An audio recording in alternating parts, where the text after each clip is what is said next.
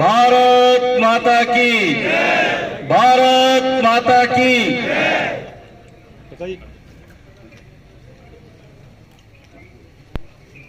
विधानसभा चुनाव के ऊपर मौके पर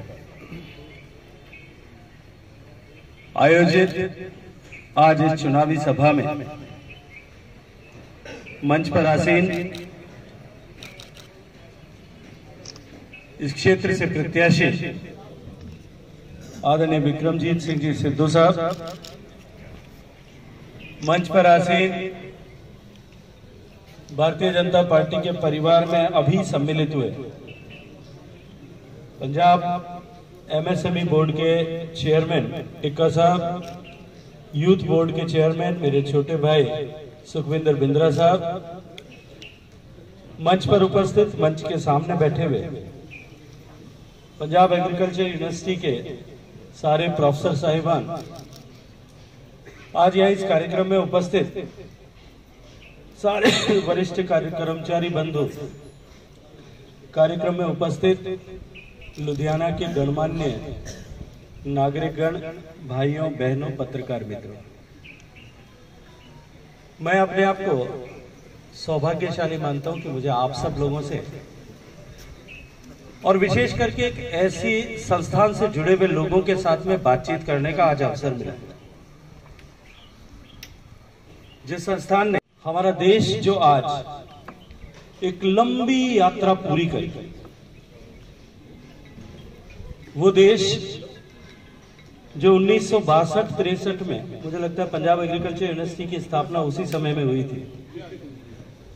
1962 में तत्कालीन प्रधानमंत्री ने को ये कहना पड़ा था, ये कहने की मजबूरी थी कि देश में सभी लोगों को एक समय उपवास करना चाहिए सप्ताह में, ताकि बाकी लोगों को भोजन दिया जा सके। पूरी दुनिया से, ऑस्ट्रेलिया से, अमेरिका से, मैक्सिको से हमारे देश में लोगों का पेट भर सकने के लिए हम जो है जहाज भर भर के खाद्यान्न लेके आते थे, गेहूं लेकर के आते थे, देश में दालें आयात की जाती। उस समय में जो हरित क्रांति का बीज प्रारंभ हुआ, और मेरे लिए यह बहुत सुखद संयोग है कि मैं ऐसी धरती पर खड़ा हूं जिस पवित्र धरती के किसानों ने इस धरती का सीना फाड़ करके इतना अन्न पैदा किया। मैं अभिनंदन करना चाहता हूं उनका, और साथ ही साथ में मैंने कहा कि मैं इसलिए अपने आप को सौभाग्यशाली मानता हूं कि मैं उस पंजाब एग्रीकल्चर यूनिवर्सिटी से जुड़े हुए लोगों के बीच में खड़ा हूं जिसने देश को खाद्यान्न की कमी वाले देश से लेकर के खाद्यान्न की प्रचुरता वाले सफिशिएंट कंट्री तक तो पहुंचाए, और वो यात्रा सफिशिएंसी तक नहीं रुकी, उससे आगे बढ़कर के today India has become the largest exporter. जो बोले सो निहाल, भारत माता की, भारत माता की।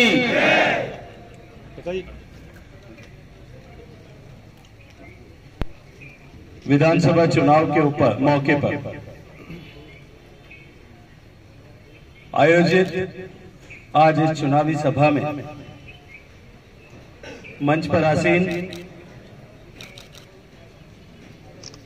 इस क्षेत्र से प्रत्याशी आदरणीय विक्रमजीत सिंह जी सिद्धू साहब, मंच पर आसीन भारतीय जनता पार्टी के परिवार में अभी सम्मिलित हुए पंजाब एमएसएमई बोर्ड के चेयरमैन टिक्का साहब, यूथ बोर्ड के चेयरमैन मेरे छोटे भाई सुखविंदर बिंद्रा साहब, मंच पर उपस्थित मंच के सामने बैठे हुए पंजाब एग्रीकल्चर यूनिवर्सिटी के सारे प्रोफेसर साहिबान, आज यहाँ इस कार्यक्रम में उपस्थित सारे वरिष्ठ कर्मचारी बंधु,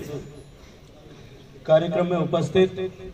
लुधियाना के गणमान्य नागरिकगण, भाइयों बहनों, पत्रकार मित्रों, मैं अपने आप को सौभाग्यशाली मानता हूं कि मुझे आप सब लोगों से और विशेष करके एक ऐसी संस्थान से जुड़े हुए लोगों के साथ में बातचीत करने का आज अवसर मिला, जिस संस्थान ने हमारा देश जो आज एक लंबी यात्रा पूरी करी, वो देश जो 1962-63 में, मुझे लगता है पंजाब एग्रीकल्चर यूनिवर्सिटी की स्थापना उसी समय में हुई थी। 1962 में तत्कालीन प्रधानमंत्री ने को ये कहना पड़ा था, ये कहने की मजबूरी थी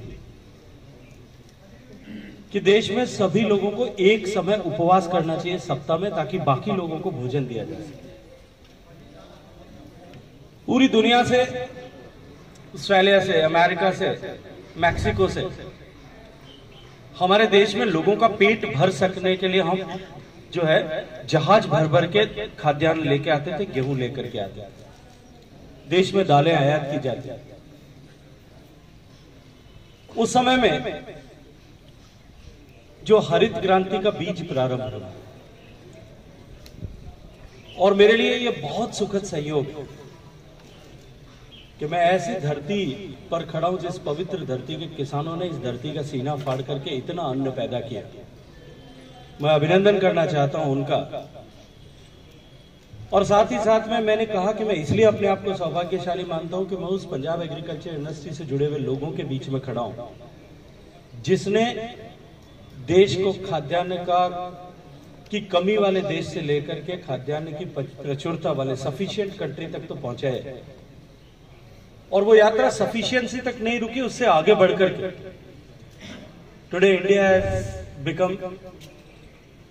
the largest exporter produce in the world. इतनी लंबी यात्रा खाद्यान्न की कमी से लेकर के आज हम दुनिया के सबसे बड़े खाद्यान्न उत्पादक देश बने, दुनिया के सबसे बड़े दूध उत्पादन करने वाले देश बने, दुनिया के सबसे बड़े शुगर केन उत्पादन करने वाले देश बने, दुनिया के सबसे बड़े कभी 1 नंबर और कभी 2 नंबर पर कॉटन प्रोड्यूसिंग कंट्री बने, दुनिया के दूसरे सबसे बड़े हम फ्रूट्स एंड वेजिटेबल जो है वो उत्पादन करने वाले देश बने, हम दुनिया के सबसे बड़े मीट एक्सपोर्टिंग नेशन बने। किसान ने निश्चित रूप से उसमें बहुत बड़ी भूमिका निभाई। मैंने कहा कि धरती का सीना फाड़ करके उन्होंने अपने पसीने की बूंदों से खेत को सींच करके ये कामयाबी प्राप्त की। लेकिन मैं अभिनंदन करना चाहता हूं एग्रीकल्चर साइंस से जुड़े हुए इन सारे लोगों का कि उनकी मेहनत, विजन और उनके संकल्प के बिना ये संभव नहीं हो सकता। और देश को खाद्य सुरक्षा देने वाले लोग, और उसके अतिरिक्त भी यदि किसी समाज में, किसी देश में, किसी प्रदेश में यदि शिक्षक को मांगने के लिए, अपना हक मांगने के लिए मजबूर होना पड़े, मुझे लगता है, और विशेष रूप से तनख्वाह जैसी छोटी चीज के लिए भी कि यहाँ डीपीएल लागू किया गया, मुझे लगता है कि इससे ज्यादा अपमान किसी शिक्षक का हो नहीं सकता। शिक्षा व्यवस्था का अपमान नहीं है, और वो भी एक ऐसे महत्वपूर्ण विषय से जुड़ी हुई जो निरंतर जिसकी अभी अवसर मिला। सिद्धू साहब अभी कह रहे थे मैं पिछले टर्म में जूनियर मिनिस्टर था, एग्रीकल्चर का एमओएस था, और अब की बार प्रधानमंत्री जी ने मुझे पानी से जुड़े हुए जितने भी विषय, भारत में पानी अलग अलग विषय है, पानी से जुड़े हुए अलग अलग सब्जेक्ट्स अलग अलग मिनिस्ट्री और डिपार्टमेंट में डील किए जाए। ड्रिंकिंग वाटर रूरल अलग मंत्रालय होता था, अर्बन किसी और मंत्रालय के पास में होता था। रिवर्स के हेल्थ जो है गंगा के लिए अलग मंत्रालय था, बाकी सब एमओएफ में एनवायरमेंट एंड फॉरेस्ट मिनिस्ट्री में हुआ करते थे। Underground water ministry of land resources का सब्जेक्ट हुआ करता है। सूवेज है वो अर्बन मिनिस्ट्री के डोमेन में हुआ करता है। माननीय प्रधानमंत्री जी ने ये मानते हुए, ये जानते हुए कि आने वाले समय में पानी जिस तरह से क्लाइमेट चेंज की थ्रेट से एक बड़ी चुनौती बनकर के उभरने वाला है, इन सारे विषयों को इंटीग्रेट करके एक मंत्रालय बनाया जो एक छत के नीचे पानी से जुड़े हुए सारे विषयों का के ऊपर पॉलिसी प्लानिंग करता है, और मुझे उसकी जिम्मेदारी थी। आज पंजाब के जिस तरह के हालात में, क्योंकि एग्रीकल्चर यूनिवर्सिटी के साइंटिस्ट के सामने बैठा, जो ये यात्रा थी कि हम फूड डेफिसिट नेशन से फूड सरप्लस नेशन तक की यात्रा में पहुंचे, क्योंकि ये जब पैराडिम शिफ्ट हुआ उस समय में जिस तरह का पॉलिसी पैरालिसिस था, हम फूड सफिशिएंट नेशन जब पहुंचे थे उस समय में जिस तरह से नीतियों में परिवर्तन करने की आवश्यकता थी। वैज्ञानिक उस समय के क्षेत्र में काम करने वाले, एग्रीकल्चर साइंस में काम करने वाले बखूबी अपना काम कर रहे थे, लेकिन सरकार को जिस तरह से पॉलिसी प्लानिंग करनी थी, पॉलिसी में चेंज करके इंप्लीमेंट करना था, वो शायद नहीं कर पाए, उसके कारण से आज एग्रीकल्चर सेक्टर जो है, कंप्लीट एग्रीकल्चर सेक्टर स्ट्रेस में। बेशक स्वामीनाथन आयोग बना, आयोग ने अपने रिकमेंडेशंस भी दिए। आप क्योंकि एग्रीकल्चर साइंस से जुड़े हुए लोग हैं, आप में से बहुत सारे लोगों ने एग्रीकल्चर जो है स्वामीनाथन तो आ रहा है, कोई झाड़ू तो आ रहा है, की भाजपा ने की घोल के पिलाया पंजाबियों ने? देखो जी, सब तो वड्डी गल है, घोल के किसी ने किसी ने नहीं पिलाया। बड़ा ਵੱਡਾ थोड़ा क्वेश्चन आ भी अज शकावत साहब भी दस के हटे ने जी पंजाब की 25-30 साल तो हालत बिगड़ती अज धमाका हो गया। अज हालात इत्थे खड़े ने कि पंजाब खाली नज़र आने लगे, हर पक्ष तो खाली हो गया जी। साडा यूथ चल गया, बाहर चल गया, बजुर्ग कल्लापन महसूस कर रहे हैं, रोज़गार है नहीं गा, इंडस्ट्री है नहीं गी, हर सिस्टम तैश करता क्योंकि दूजिया पार्टियां के परिवारवाद भारू सी। हर सब कुछ उन्होंने आपके घर के लिए बनाया, पंजाब लिए कुछ नहीं बनाया किसी ने भी। तुसीं भी अकाली च रहे हो, क्यों जा इस पार्टी तो उस पार्टी से कितना फर्क नजर आ रहा है? देखो जी, जो असीं महसूस कर रहे हैं, सब तो वड्डी गल तां भी इत्थे डिसिपलिन आ, सिस्टम बहुत वधिया, जिहड़ा कि दूजिया पार्टी के सिस्टम ना डिसिपलिन हैगा किसी च भी। नंबर 2 तो इत्थे सीटां बिकाऊ नहीं हैगियां, इत्थे अहुदे विकदे नहीं गए जो भी नज़र आ रहा, तो फैमिलीवाद भारू नहीं हैगा। तो बाकी सारिया पार्टियां विच फैमिलीवाद भारू आ, हर लैवल दे भारू आ। तुसीं आम पार्टी देख लो की हो रहा, अज आम पार्टी को अपना बंदा तो कोई है ही नहीं गा। वो आम बंदा तो सिलेक्ट 80% जोड़े ने वो कैंਡੀਡੇਟ सारे ही ने जिन्हों का क्राइम पेशा का संबंध आ, होर चीज़ का संबंध आ, तो बैकग्राउंड बड़ी माड़ी आ, तो इस करके किसी रेत माफिया किसी कोई माफिया, तो हर लैवल से यही कुछ चल रहा। तो अज कांग्रेस के भी सीटां विक रही ने, जे इस करके सीटां विकण करके डिसिपलिन भंग हो गया, उन्होंने अपना सिस्टम ही रुल गया, वो अपने भार नाल डिगण लग गए। आज टकराओ वैस्ट हल्के तो मंत्री नाल विक्रम सिंह सिद्धू का भाजपा के जोड़े कैंਡੀਡੇਟ है, तो किवें देखते हो एक मंत्री जिहड़ा पूरा कहते कि उन्हें अहंकार मचा रखा हल्के? देखो जी, पंजाब के विभिन्न तबकों को सहूलियत देने के लिए, उनके जीवन में परिवर्तन लाने के लिए किस तरह से काम करें कि वो फ्री एंड फेयर इलेक्शन और इलेक्शन कैंपेन इंश्योर करें। इलेक्शन कमीशन इसमें निश्चित रूप से संज्ञान लेगा और लेकर के इसमें प्रभावी कार्रवाई करेगा। सही किस भरोसे पर आकर के यहाँ अपना काम करेगा? इस तरह की गतिविधियों को करने वाले और इस तरह की गतिविधियों को प्रोत्साहन देने वाले वो पंजाब के दुश्मन हैं। ये बात पंजाब के लोग अब समझने लगे हैं, स्वीकार करने लगे हैं और निश्चित रूप से इस बात को मानने लगे हैं। Thank you. Subscribe to our YouTube channel News DNN by clicking the bell icon. Don't forget to like, comment and share.